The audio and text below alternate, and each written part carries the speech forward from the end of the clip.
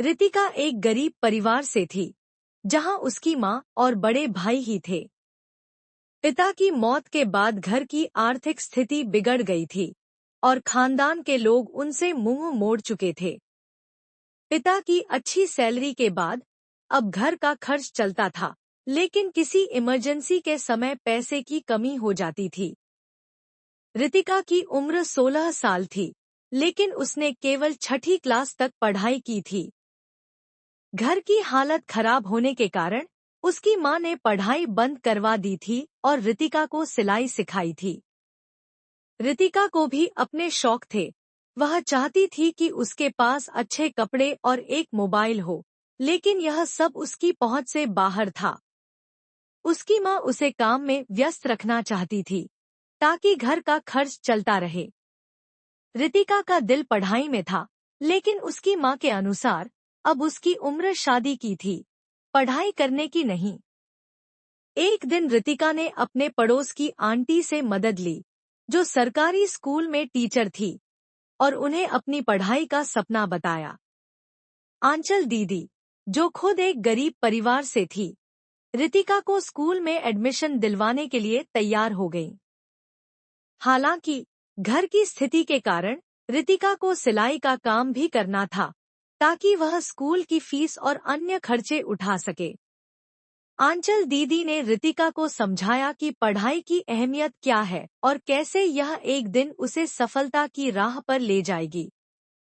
फिर रितिका ने अपने संघर्षों के बावजूद स्कूल जाना शुरू किया और धीरे धीरे अपने सपनों को पूरा करने के लिए कठिनाइयों से लड़ने लगी। स्कूल की घंटी बजते ही मैं क्लास से बाहर आई और देखा कि आंचल दीदी प्रिंसिपल के कमरे के पास खड़ी थी।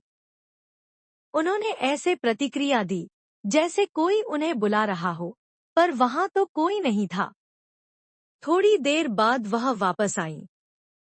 मैंने उन्हें ध्यान से देखा और मुस्कुराते हुए कहा, आंचल दीदी, आपका दुपट्टा उल्टा है और पजामा भी उल्टा पहना हुआ है। वह तुरंत घबरा गई। मैंने उनकी परेशानी देख मुस्कुराहट छुपा ली और कहा, चलो, अच्छा हुआ किसी ने ध्यान नहीं दिया। आप जाकर कपड़े ठीक कर लीजिए। वह तुरंत बाथरूम चली गई। लेकिन उस दिन के बाद उनका व्यवहार बदल गया। घर पर मेरी पढ़ाई के हालात और भी खराब थे। माँ हर वक्त नए कपड़ों के ऑर्डर ले आती और मैं चाहकर भी पढ़ाई पर ध्यान नहीं दे पाती। एक दिन माँ ने एक अर्जेंट सूट लाकर दिया और कहा, ये सुबह तक सिलना है, ज्यादा पैसे मिलेंगे। मैंने कहा, माँ, मेरे टेस्ट हैं, मैं कैसे करूँगी? पर माँ ने एक ना सुनी।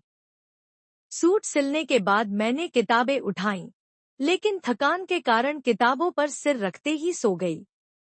अगली सुबह स्कूल में मेरी बहुत बेइज्जती हुई। टीचर ने कहा, तुम सबसे बड़ी हो, तुम्हें तो सबसे ज्यादा मेहनत करनी चाहिए।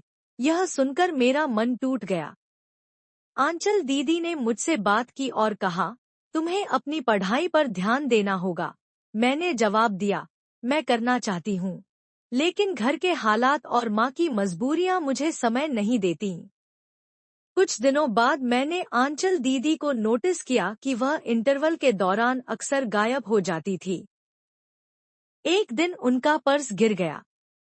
उसमें से काफी पैसे बाहर आ गए। मैंने कहा, दीदी, आपके पास इतने पैसे कहाँ से आए? आंचल दीदी ने कहा, ये मेरी सैलरी है और कभी कभी प्रिंसिपल से उधार लेती हूँ। उनकी बातें सुनकर मुझे शक हुआ, लेकिन मैंने चुप रहना ही सही समझा। कुछ दिनों बाद उन्होंने मुझे एक ऐसी बात बताई जिससे मैं सन्न रह गई। उन्होंने कहा, मैं सिर्फ 8वीं तक पढ़ी हूँ। जब मेरी तबीयत खराब हुई तो पढ़ाई छोड़नी पड़ी। अब घर चलाने के लिए नौकरी करनी पड़ी। इस स्कूल में मुझे नौकरी प्रिंसिपल के जरिए मिली, लेकिन यह नौकरी मुझे आसानी से नहीं मिली। मुझे उनके साथ अच्छे संबंध बनाने पड़े। यह सुनकर मैं स्तब्ध रह गई। उनकी मजबूरी और संघर्ष ने मुझे सोचने पर मजबूर कर दिया कि हर किसी की अपनी कहानी होती है। लेकिन उनकी कहानी ने मेरे मन में सवाल उठा दिए कि क्या पढ़ाई के लिए इतना समझौता करना ठीक है। जिंदगी के हर मोड़ पर मैंने अपने सपनों को पूरा करने के लिए जद्दोजहद की, लेकिन उस दिन मेरी दुनिया बदल गई जब स्कूल की टीचर आंचल दीदी ने एक ऐसा रास्ता दिखाया जो अंधकार से भरा था। आंचल दीदी ने कहा, प्रिंसिपल सर से दोस्ती करो, सब ठीक हो जाएगा, अच्छे नंबर मिलेंगे और तुम्हारी माँ और ससुराल वाले तुम्हारी इज्जत करेंगे। उनकी बातें सुनकर मैं असमंजस में थी। उन्होंने कहा, तुम बड़ी हो गई हो, अब तुम्हें समझना चाहिए कि जिंदगी में कुछ पाने के लिए कुछ खोना पड़ता है। मैंने उनकी बातों में आकर प्रिंसिपल के पास जाने का फैसला किया। जब मैं प्रिंसिपल के ऑफिस में पहुंची, तो उन्होंने अपने इरादे जाहिर कर दिए। माहौल डरावना था। उनकी बातों और हरकतों से मुझे सब समझ में आ गया। मैंने विरोध किया, लेकिन दरवाजे बंद थे और मेरी आवाज बाहर नहीं जा रही थी। वह दिन मेरी जिंदगी का सबसे बुरा दिन था।